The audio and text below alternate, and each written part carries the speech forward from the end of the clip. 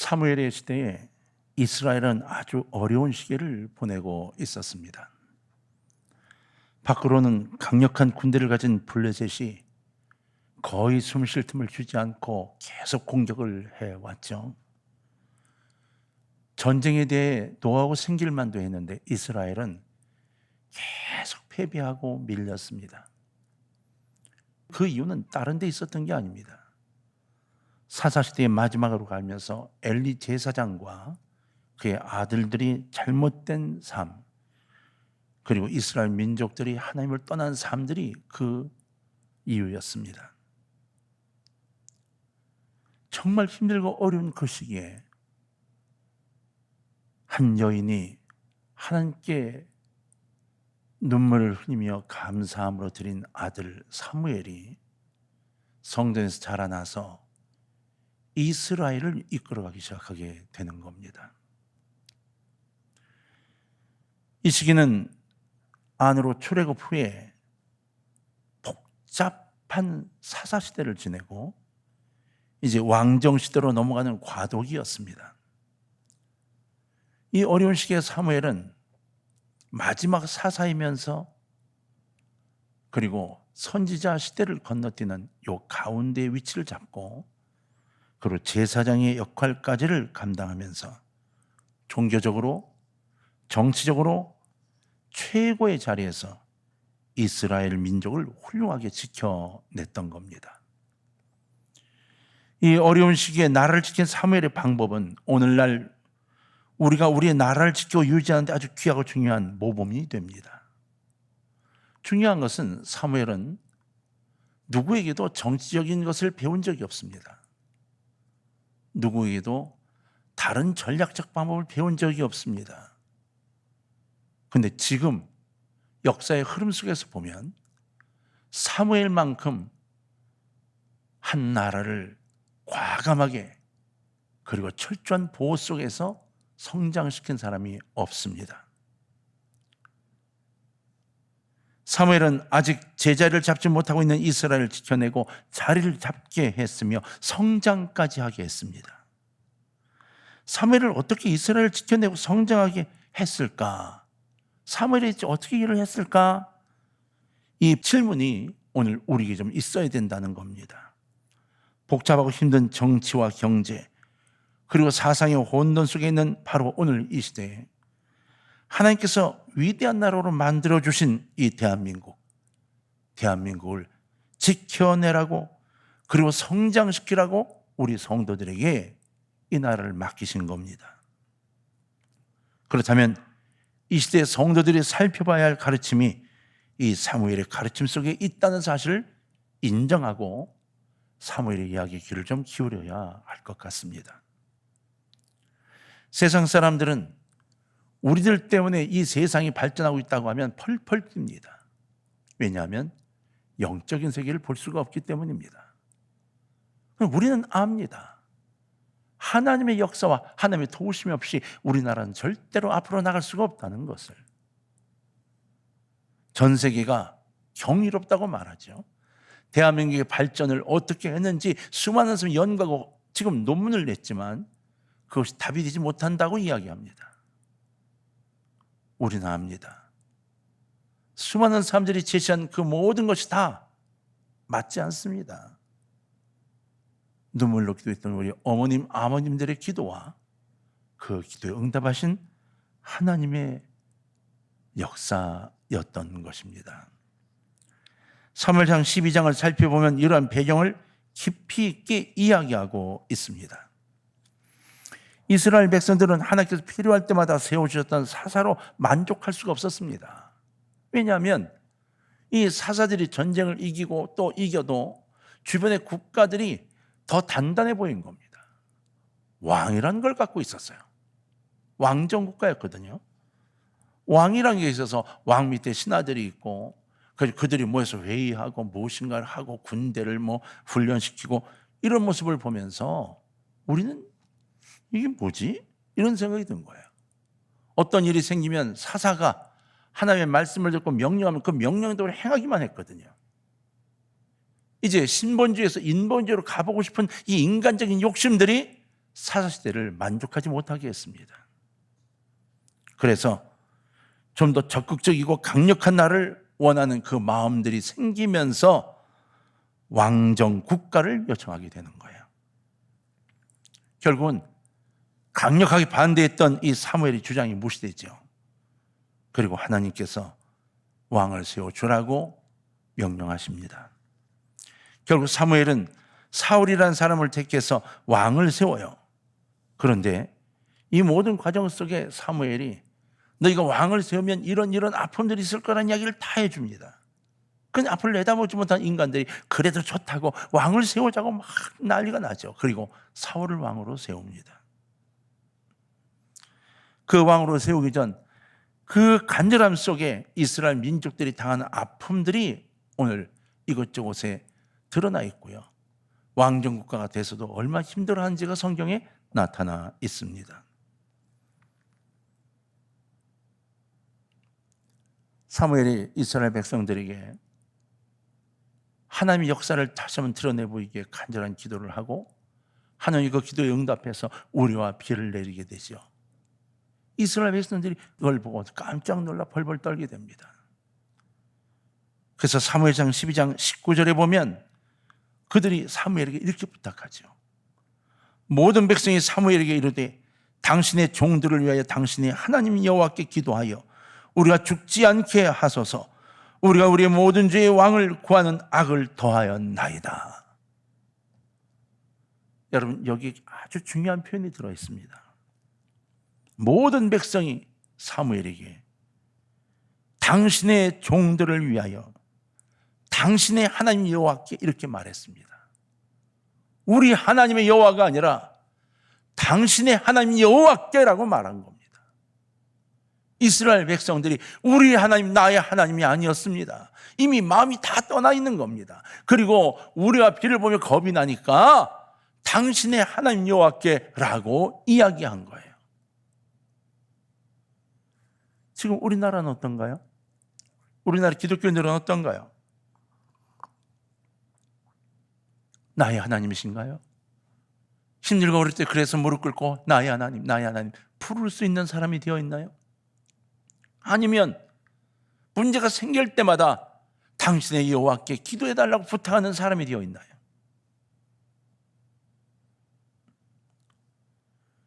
이 고백 속에 사무엘 20절 바로 이렇게 대답하고 있습니다. 백성에게 이르되 두려워하지 말라. 너희가 과연 이 모든 악을 행하였으나 여호와를 따르는 데에서 돌아서지 말고 오직 너희의 마음을 다하여 여호와를 섬기라. 이렇게 명령해요. 사무엘의 이 가르침은 나라를 지키고 싶어? 그렇다면 하나님을 섬기고 악을 행하지 말아야 돼 라고 이야기하고 있는 겁니다. 정말 나라를 살리고 싶어? 그러면 딴 것보다 너희가 하나님을 떠나면 안 돼 라고 가르치고 있다는 겁니다. 인문학에서 얼마나 비웃겠습니까? 경제학자들이 얼마나 손가락질을 하겠습니까? 그러나 사무엘은 이 원칙을 백성들에게 큰 소리로 외친 겁니다. 여러분, 이 말씀은 나라와 민족을 지키기 위해 백성과 종교 지도자인 사무엘이 해야 할 일이 세 가지가 있을 것이라고 가르치고 있는 거예요. 사무엘에게서 세 가지의 원칙 속에서 이스라엘 백성을 끌고 간 겁니다. 첫째, 백성은 하나님을 섬기고 죄를 짓지 말아야 한다라고 가르친 거예요. 너희들 죄를 짓지 말고 하나님을 섬겨야 돼. 그 안에서 있어야 돼. 그래야만 해라고 가르친 거예요. 두 번째, 나뿐이 아니라 종교 지도자들은 백성을 위해 기도해야 돼요. 항상 기도해야 해. 이걸 강조한 거예요. 종교 지도자들이 자신의 가족을 위해 기도할 시간이 어디 있어? 백성을 위해 기도해야지. 자신들의 성도를 위해 기도해야 되는 거야 라고 사무엘이 외친 거라는 겁니다. 세 번째로 종교 지도자는 백성에게 선하고 의로운 삶을 살아야 한다고 의로움을 가르쳐야 한다는 거예요. 다시 말하면 하나님의 말씀을 가르쳐야 한다는 것. 이 세 가지가 나라와 민족을 살리는 원칙이라고 가르친 거예요. 자, 여러분 생각은 어떠세요? 세상의 학문은 코웃음을 칠 겁니다.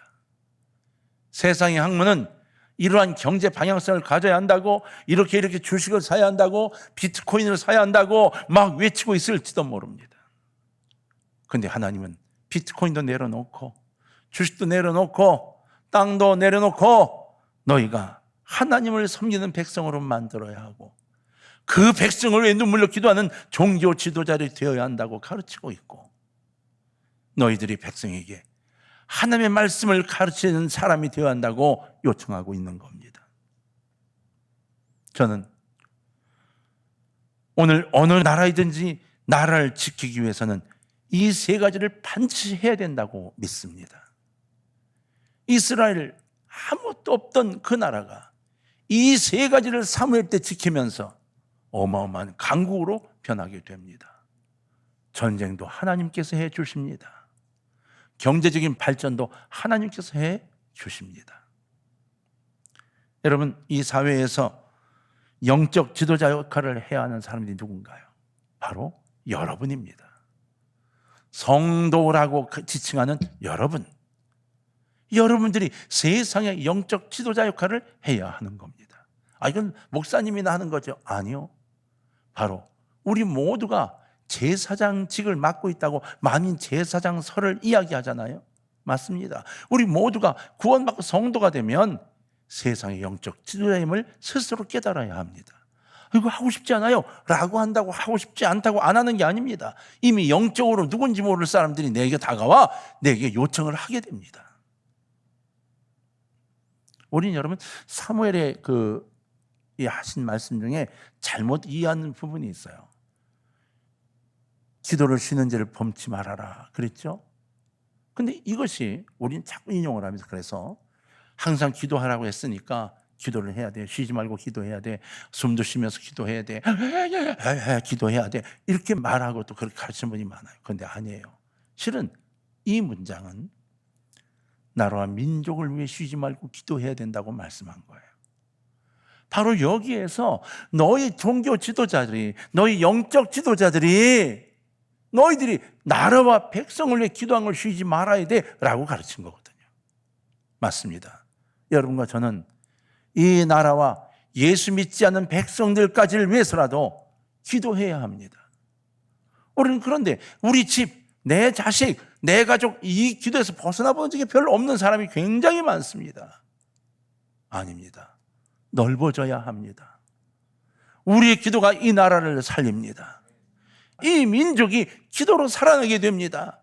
하나님이 역사하셔야만 하기 때문인 거예요.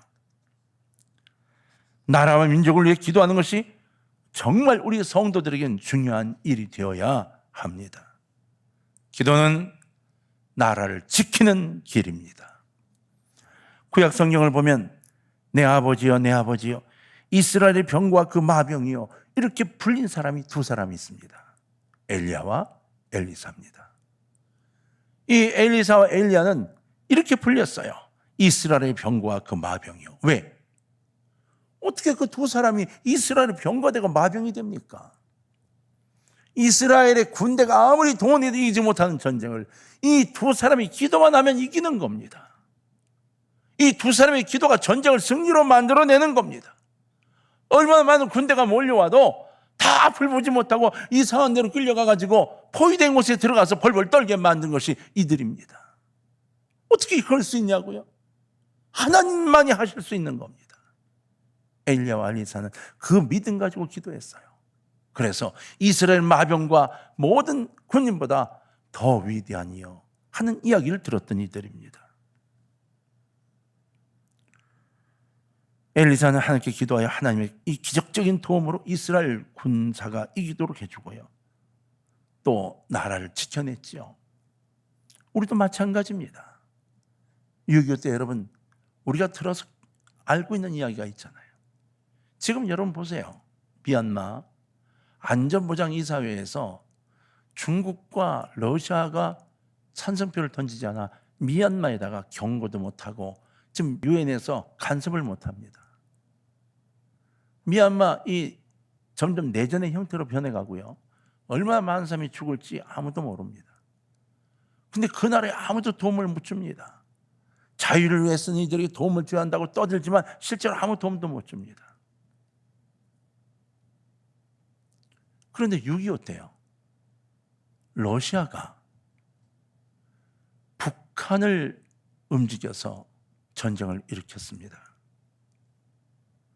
유엔에서 안전보장이사회를 통해 한국을 지원하자고 결정을 하던 날 러시아는 당연히 반대하겠죠. 그렇죠?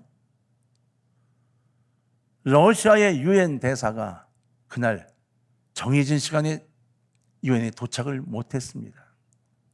그 얘기는 다 아시죠? 그날따라 이상하게 이 차가 가는 곳마다 막히는 겁니다. 차가 고장이 나고요, 막히고요. 그래서 결국은 회의에 참석을 못합니다. 못하면서 나머지 4개국이 결정을 하게 되고 기적 같은 그 결정으로 유엔군이 한국에 들어오게 되는 거예요. 여러분, 안전보장 이사회 역사에 그런 일이 없답니다. 한국 전에만. 그 이유가 뭘까요? 우리는 우리의 입장을 이렇게 이야기합니다. 한국전이 발발했을 때 한국에 있던 그리스도인들이 얼마나 기도를 했는지 아냐고. 더구나 역사의 그 나중 증언을 들어보면 미국과 기독교 국가의 기독교인들이 이 자그마한 땅덩어리 알지도 못하는 한국 땅에 북한의 공산당의 침공이 있다는 소식을 듣고 얼마나 많은 교회가 예배 시간에 통성으로 기도했는지 모른다는 겁니다. 그날이 유엔 회의를 하기 바로 며칠 전부터였다는 거예요. 그 기도에 하나님의 역사가 일어났다고 우리는 믿습니다. 한국을 그렇게 살렸습니다. 하지만 다른 나라는 어떤가요? 그냥 저렇게 방치되고 있습니다. 기도는 나라를 살려냅니다. 누가 아니요, 그건 할 수 있는 이야기지만 그 이야기보다 더 귀중한 게 있습니다. 이 나라 민족을 살려달라고 바로 여러분이, 바로 당신이 기도하는 겁니다. 그리고는 우리 백성들에게 선하고 의로운 하나님의 복음을 전해야 하는 거예요.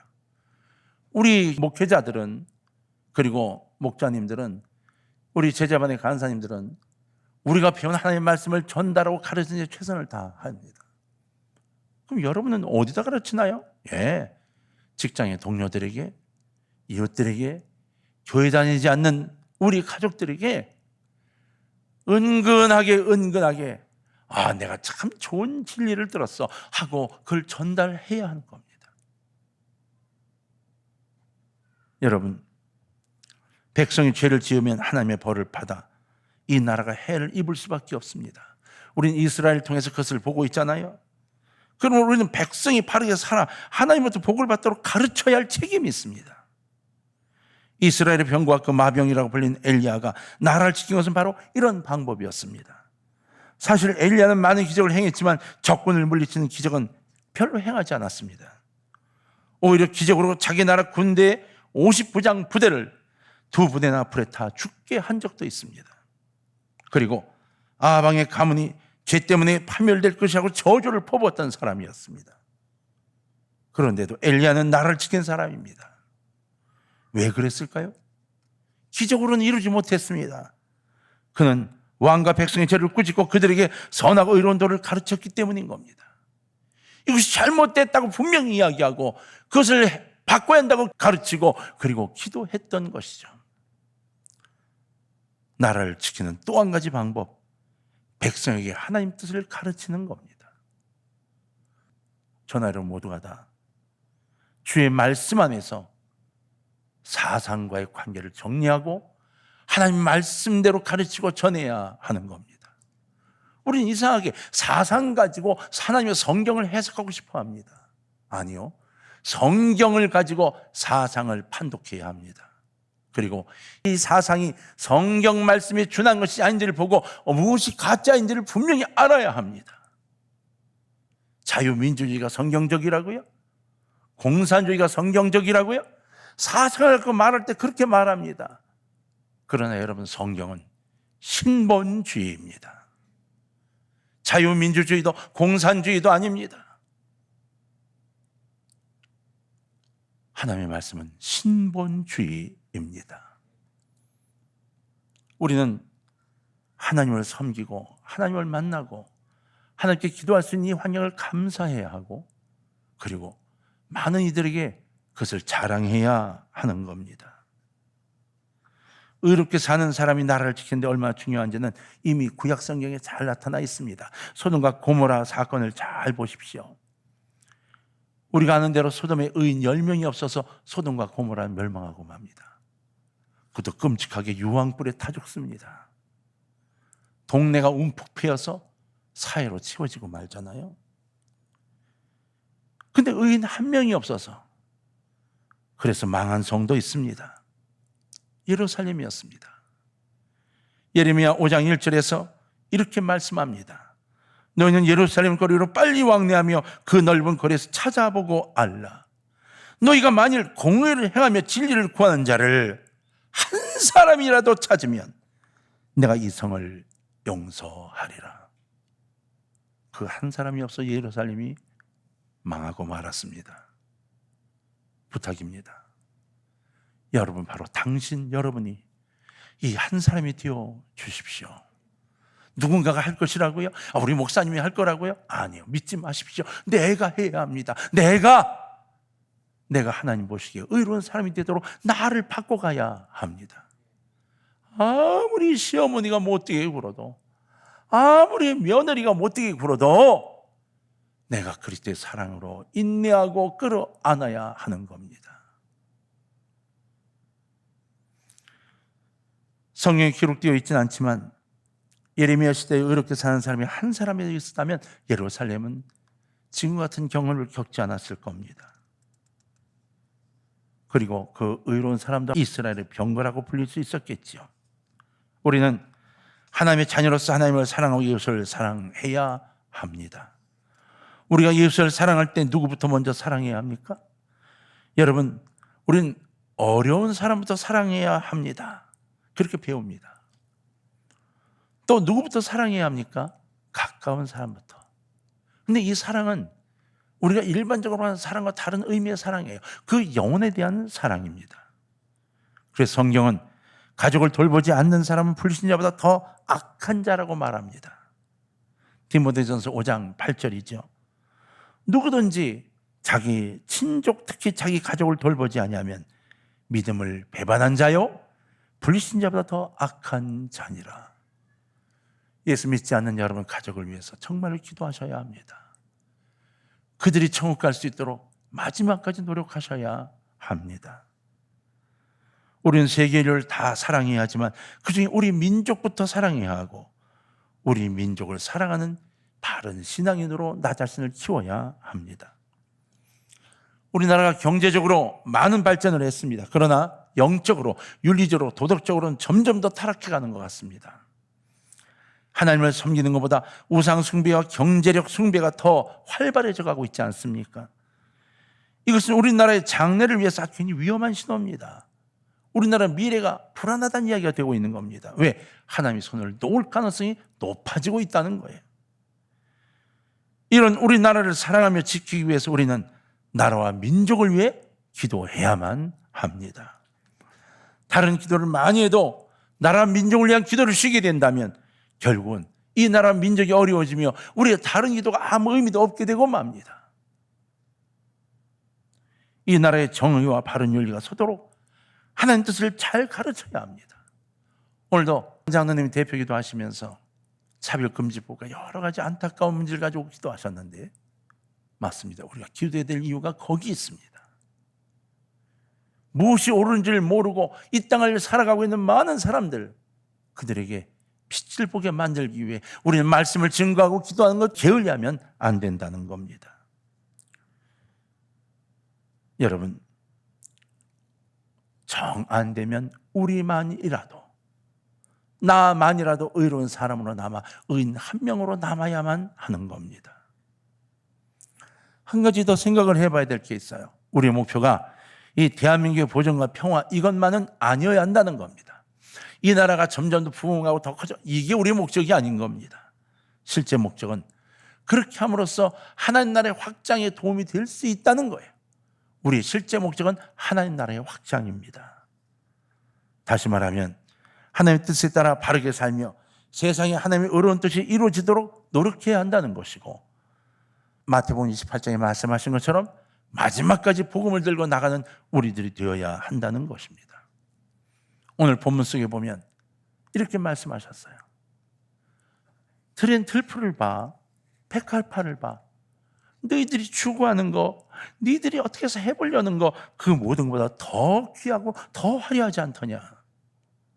너희가 너희 것을 키우려 하지 말고 하나님을 섬기고 하나님께 맡겨라라고 이야기하고 있는 거예요. 우리가 대한민국을 지키는 길과 하나님 나라를 확장하는 길은 별개의 게 아닙니다. 우리나라의 하나님 나라 확장될 수 있도록 우리나라도 더욱 잘 지켜지게 될 것이기 때문입니다. 사랑하는 동광의 가족 여러분, 대한민국을 지키고 또한 하나님 나라를 확장하는 이 귀하고 복된 삶에 하나님이 여러분들을 초대하신 겁니다. 이 초대에 응하시기를 주의 이름으로 부탁해요. 여러분, 6.25 동란이 날 때 북한은 기도할 사람을 다 잃었습니다. 남한에 와 있던 기독교인들이 해방되고 난 다음 5년 동안에 나라와 민족을 위한 기도를 다 멀리하고 내 가족을 살려야 되겠다고 기도 방향이 다 바뀌었다는 겁니다. 그리고 6.25가 일어난 겁니다. 그리고 나서야 이 대구 땅의 교회마다, 부산 땅의 교회마다 피난온 그리스도인들이 모여서 이 나라를 지켜달라고 땅을 치며 울며 기도했던 겁니다.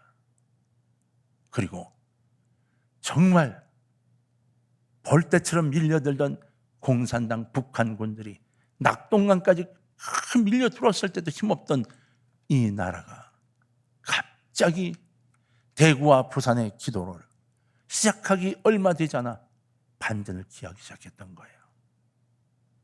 사랑하는 동광의 가족 여러분, 제발 우리가 바라보는 시선을 영적인 것으로 돌려야 합니다. 이 나라 민족을 지켜줄 수 있는 분은 하나님임을 분명히 믿어야 합니다. 6월입니다. 또다시 우리 자손들에게 피로 물든 동산을 맡기지 않아야 되지 않겠습니까? 북한은 어떻게든 우리를 유린하려고 합니다. 우리를 적과 통일하려고 합니다. 그게 목표입니다. 거기에 농락당하지 않아야 합니다. 기도로 이겨야 합니다. 마태복음 6장 33절 주님이 우리에게 이렇게 말씀하셨습니다. 자, 다 같이 한번 읽어볼까요? 같이 한번 한 목소리로 읽겠습니다. 시작. 그런즉 너희는 먼저 그의 나라와 그의 의를 구하라. 그리하면 이 모든 것을 너에게 더하시리라. 할렐루야. 오늘 이 다짐이 우리에게 있어서 우리를 통하여 이 나라 민족이 굳건해질 수 있음을 확인하고 믿으시고 기도하시기를 주의 이름으로 축원합니다.